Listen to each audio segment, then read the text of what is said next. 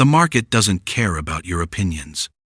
It doesn't care about your hopes, your fears, your pride, or your potential. It simply exists a mirror, reflecting back the truth about who you are, under pressure. That's why trading is not really about the market at all. It's about you. You see, most people approach trading backwards. They think success depends on predicting prices or spotting the next great setup. In truth, trading is a mirror. It shows you your habits, your impulses, your weaknesses, in real time and often in public. The men who survive in this business don't win because they're smarter. They win because they've mastered themselves. And that mastery begins where almost everyone else fails, with humility, patience, and discipline. 1. The illusion of control. Every losing trader I've ever met made the same mistake. They believe they can control the market. They believe that with enough screens, indicators, or data streams, they'll somehow outsmart billions of collective decisions. It's nonsense. The more you try to control the market, the faster it teaches you that you can't. The only control you truly have, the only one, is the control over yourself. When to enter, when to exit, when to cut the loss, when to do nothing. If you don't exercise control over yourself, the market will do it for you, and it won't be gentle. 2. Averaging down. The ego trap. Let's talk about one of the deadliest habits: averaging down. Most traders do it, almost all regret it. The logic sounds clever: if a stock drops, buy more at a lower price, bring the average down. But that logic hides an emotional disease: the refusal to admit being wrong. A professional trader has no shame in being wrong because being wrong is part of the game. But an amateur clings to pride. He can't bear the thought of losing, so he adds more. And now what was a paper cut turns into an amputation. When you average down, you aren't averaging cost, you're averaging error. You're feeding your denial. The disciplined trader cuts fast, cuts clean, and preserves capital for the next setup. He'd rather take 10 small losses than one catastrophic one. Because the great truth of trading is simple: you can recover from a loss. You can't recover from ruin. 3. Pride and the small loss. Pride ruins more traders than any bear market ever could. Pride is that stubborn whisper that says, "You can't be wrong." But pride has no place in speculation. In trading, the man who admits he's wrong the fastest loses the least. The man who refuses to admit it eventually loses everything. When the market moves against you, don't argue with it. Don't rationalize, don't justify, don't hope. Just act. Taking a small loss isn't failure. It's rent. It's the cost of staying in business. 4. Hope and fear, the twin killers. Every blown account can be traced to two emotions: hope and fear. They are the twin devils of trading. When the market goes against you, hope appears. You hope the price will come back, hope that the market is wrong, hope that tomorrow will be better. But hope delays the inevitable. You don't sell when you should, and the loss grows. Then, when the market finally moves in your favor, fear times takes over. You fear losing unrealized profits, fear a reversal, fear being wrong again. And so, you sell too soon. You cut your winners. You water your weeds and uproot your flowers. Trading success often comes down to reversing that instinct. Cut losses decisively. Let winners breathe. That's easy to say, but it takes discipline built over time. 5. Thinking in probabilities. Most traders crave certainty. They want the market to be predictable, mechanical, obedient. But the market offers no certainties, only probabilities. Every trade is just a coin flip, weighted by your edge. A professional trader thinks like a casino, not a gambler. He knows the outcome of each bet doesn't matter. What matters is the process over thousands of trades. He focuses on execution, not outcome. On risk, not reward. The goal isn't to be right every time. The goal is to be profitable over time. If you can begin to think in odds instead of absolutes, you've already left the amateur ranks behind. 6. Capital and respect for the game. The market demands respect, and respect begins with capital. Many traders walk into the market undercapitalized, trading with rent money, borrowed money, desperate money. They think they can turn scarcity into abundance by force of will, but desperation clouds judgment. When every tick threatens your livelihood, you can't think clearly. You can't follow your plan. You're trading from fear, not discipline. But capital alone isn't the solution. I've seen millionaires lose faster than rookies because they thought their money made them invincible. Capital only amplifies what's already inside you. If you're disciplined, it gives power. If you're reckless, it gives ruin. 7. Treating trading like a business. Here's a painful truth. Most traders fail because they don't treat trading like a business. They treat it like entertainment, a hobby, a pastime, a substitute for excitement. But the market isn't a casino. It's the most serious business you'll ever enter. A business has systems. A business has records. A business tracks risk, cost, and profit. You must do the same. Every trade deserves documentation: why you took it, what you risked, how it turned out, what you learned. That's your accounting. That's your education. If you don't keep a book, you don't have a business. You have a hobby, and hobbies cost money. Professionals track everything. They measure win rates, average drawdowns, expectancy, exposure per trade. They run a trading journal like a ledger. And, most of all, they learn from it. Most amateurs don't. They wing it. And the market punishes wings. 8. The business analogy. Think of trading like running a store. A store owner knows some products will never sell. He marks them down, clears them out, and moves on. He doesn't bet his future on one shipment or one lucky day. He budgets inventory, manages cash flow, and reinvests profit carefully. That's the mindset of a professional trader. Losses are not tragedies, they're expenses. Profits aren't trophies, they're fuel for growth. You measure, you adjust, you refine.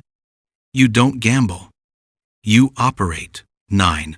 Boredom is good. Boredom is often the first sign that you're doing it right. If you find trading exciting, you're probably overtrading. You're chasing volatility, chasing stories, chasing the illusion of action. Real trading is dull. It's routine. It's methodical. You wait for setups. You manage risk. You execute your system. And you repeat. The excitement should come from the results, not the process. If you crave adrenaline, trade less. If you crave wealth, trade better. 10. The patience to sit tight. One of the hardest lessons in speculation is learning to sit tight. Anyone can buy. Anyone can sell. Few can hold. The big money isn't made in trading endlessly, it's made in being times right and sitting tight. That means you don't flinch at normal volatility. You don't watch every tick nervously. You trust your analysis and let the move mature. Most traders can't do that. They watch profits fluctuate, and their emotions fluctuate with them. They sell too soon or second-guess their plan. They can't stand still while the market pays them. But patience is profit. Doing nothing at the right time is the hardest and most valuable skill. 11. Adaptation. The market never stands still. The market changes constantly. Regimes shift. Liquidity dries up. Volatility expands or collapses. What worked last year might stop working today. The traders who last are those who adapt. You can't demand the market obey your system. You must adjust your system to the market. Ego resists change. Wisdom adapts. If your strategy stops performing, study it. If the environment shifts, learn it. Don't cling, evolve. Because the market punishes rigidity and rewards flexibility. Adaptation is the closest thing to immortality in this game. 12. The mathematics of survival. You can't win if you're out of the game. That's why risk management is everything. Every decision you make must answer one question. How much can I lose if I'm wrong? Too many traders focus on how much they can make. Professionals obsess over how much they can lose. If you risk 1% per trade, you can survive 100 losses. If you risk 10%, you might not survive 10 losses. The math of ruin is brutal. A 50% loss requires a 100% gain to recover. Protecting capital isn't conservative, it's strategic survival. 13. The psychology of record keeping. A trading journal isn't just statistics, it's a mirror of your mind. When you review your logs, you'll see your patterns. Do you impulsively trade after a loss? Do you exit early when scared? Do you increase size after a big win? Those patterns are emotional signatures. A disciplined trader uses the journal to debug himself the same way an engineer debugs code. Each error isn't shameful, it's diagnostic. The more honest your records, the closer you get to mastery. 14. The professional's mindset. Professionals understand 3 simple truths. There's no certainty, only probability. There's no perfection, only process. There's no control, only discipline. They don't celebrate single trades. They evaluate series of trades. They don't brag about catching tops or bottoms, they brag about following their rules. A losing day doesn't define them. A profitable year does. And here's the paradox. The more detached you become from money, the more consistently you'll make it. Because detachment is freedom from fear and greed, the 2 emotions that destroy consistency. 15. The mirror test. The market, in the end, doesn't defeat you. You defeat yourself. Every blown trade, every broken rule, every emotional reaction, it all comes back to you. The market is neutral, it has no vendetta, no agenda. It's just a mirror reflecting your discipline or lack thereof. If you want to improve your results, don't fight the market. Work on your reflection. 16. Lessons from the old masters. Every generation rediscovers the same truths. The instruments change: stocks, futures, crypto, AI trades, but human nature doesn't. In the bucket shops a century ago, traders made the same mistakes as they do now. They averaged down. They chased. They hoped. They feared. And they lost. Technology evolves. Emotion doesn't. Learn from history, not because it predicts the future, but because it reveals the constants of behavior. Markets change, but people remain people. 17. Routine, the armor of the professional. Routines protect you. They turn discipline into habit. They keep emotion on a leash. Start every day with a plan: what setups you'll take, what stops you'll obey, how much you'll risk. End every day with review: what worked, what didn't, what you'll change. Success isn't born of genius. It's born of repetition. If you can turn good habits into ritual, you'll eventually remove emotion from the equation. And when emotion fades, performance stabilizes. 18. The paradox of simplicity. Most traders drown in complexity. They load charts with indicators, chase a dozen signals, and confuse noise for insight. But real mastery looks simple. A few tools. Clear criteria. Discipline. The simple approach is hard because it demands faith in boring truths, not flashy analytics. A simple plan executed with discipline will outperform a complex plan executed emotionally. 19. Growth and scaling. Professionals grow carefully. They prove performance at small scale before enlarging it. Amateurs rush. They double contract size after a good week and wonder why volatility feels unbearable.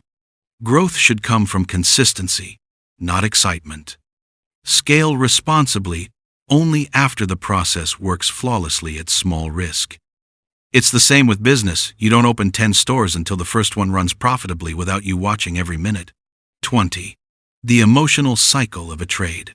Every trade has emotional stages. 1. Anticipation full of hope. 2. Doubt as soon as it moves against you. 3. Relief when it breaks even. 4. Euphoria when it rallies. 5. Fear at the sight of a pullback.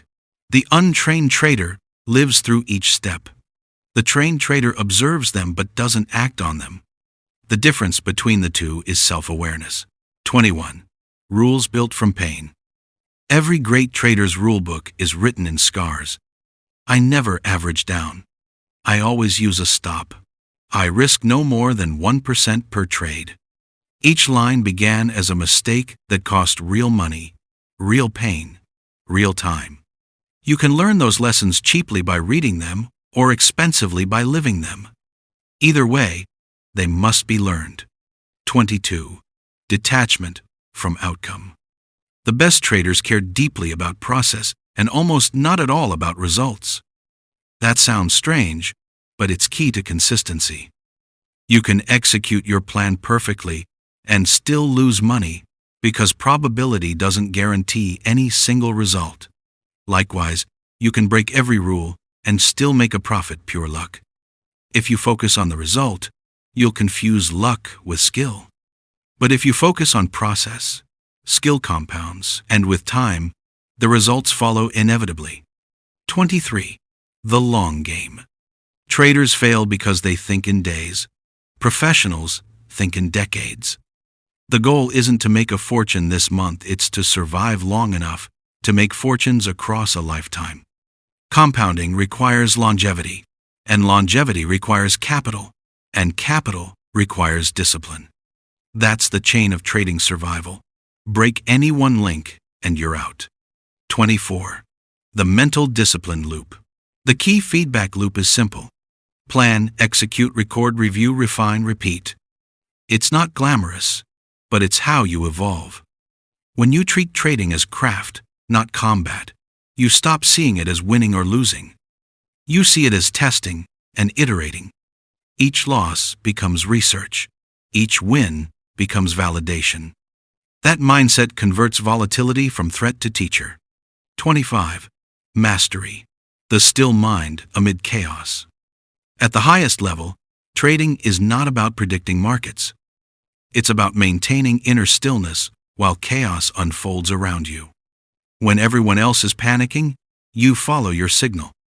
When greed consumes the crowd, you wait for clarity. You no longer need excitement, reassurance, or praise.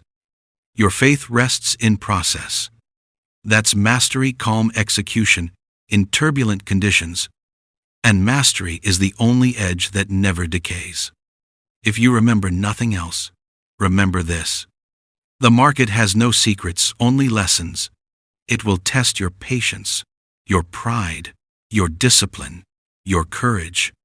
It will expose your weaknesses faster than any mirror ever could.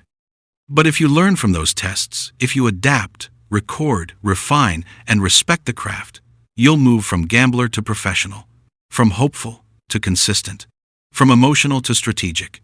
In the end, the game doesn't reward brilliance. It rewards control. And control isn't about conquering the market. It's about conquering yourself.